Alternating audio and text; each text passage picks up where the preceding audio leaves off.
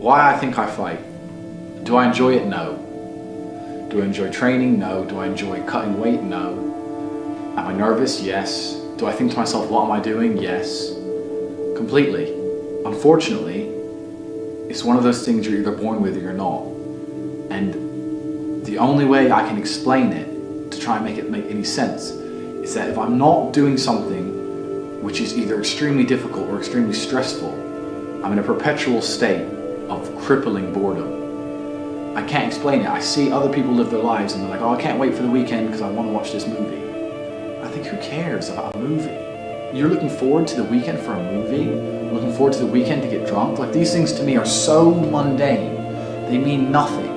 And if I don't fight, if I'm not in a situation where I'm stressed or worried or concerned, I'm just perpetually bored. And boredom's crippling. If you're an intelligent person and you've got a good brain on your shoulders, you can't just sit there bored. So most smart people take the academic route to avoid boredom. They learn, but that's never really interested me either. Although I've always been an intelligent guy and I've always done well academically, it never really interested me. And then I see people climb Mount Everest or jump off buildings or do base jumping, or the guy who jumped from space. People think, what's he doing? He's crazy. I understand. Because some people can't live normal lives. Some people cannot just function 9 to 5 office job, get drunk at the weekends. That is not for some individuals, and it's not for me. So I have to find something which keeps me physically tired enough to stop me going AWOL, and mentally tired enough. And I've chosen fighting, because without this, when I'm not in training, I wake up every day and think, okay, what am I gonna do today? It's 9 a.m. on a Tuesday, I'm bored, everyone's at work, I'm bored, and I'll end up doing something crazy. I'll either end up drunk, or on the Eurostar, or, you know, it's just a random lifestyle, because I'm constantly looking for never-ending entertainment, and it doesn't exist. I think the only thing that could stop me fighting is if I had enough money to constantly entertain myself. Unless I'm a billionaire, I need something that keeps me focused and keeps me occupied in life. With fighting, I have to train twice a day and I have to train hard, and the stress it brings in every aspect can replace fun, and my mind is occupied. It occupies me. It's the only way I can try and explain it. It occupies me, and I could never stop doing this even if I lost 100 fights, because I'm not built to live a normal existence. I can't do it. I couldn't just have a kid with some girl and sit at home and work a little bit and relax. I've never relaxed in my entire life. I don't know what relaxing is. It's just not me.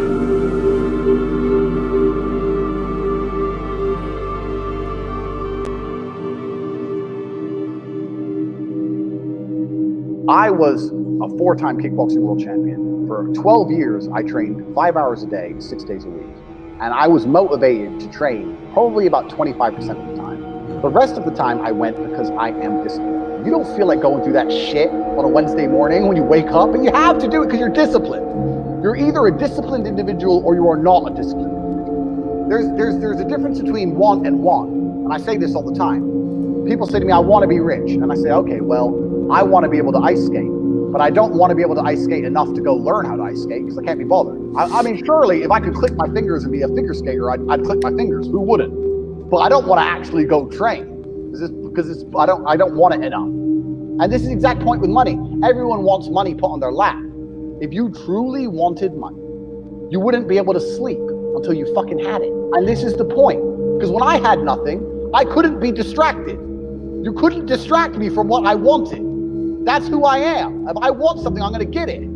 I do not need to be motivated. I'm a disciplined person. If I allocate X amount of time to work, I'm going to do it. But that is the bottom line answer. It's discipline. You're going to have to work when you don't feel like working. That's how it's going to have to be, or you're never going to be any.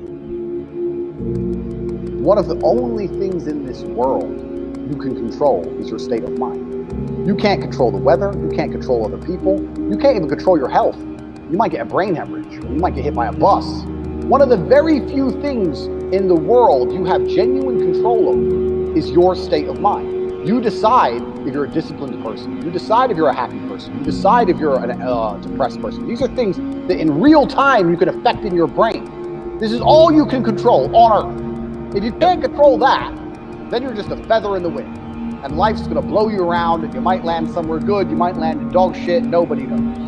Your state of mind is what you should be able to control. If you can't wake up and say, today I'm making some money, and actually try your very, very best, and actually stay dedicated to that task. If you can't do that, you're fucked.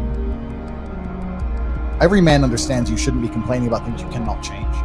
You have to play the cards you're dealt. To be born a certain height and then to sit there and go, what do I do? I'll tell you what you do. You become the best version of yourself, just like everyone else does. Nothing about the height is in and of itself enough value for me to be a valuable man.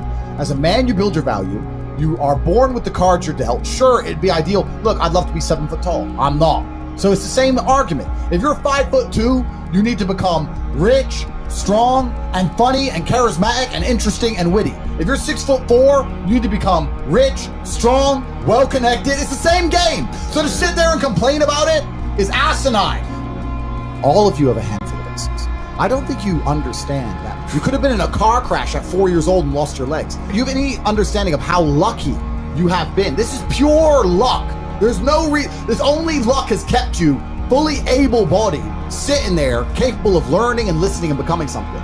You don't really need to be that tall if you're important and rich, and when you walk in the room, you think when fucking Mayweather walks in the room, people give a shit? Fix that frame in your mind. You are viewing yourself as a short man. Stop it. Walk the fuck up and be the man.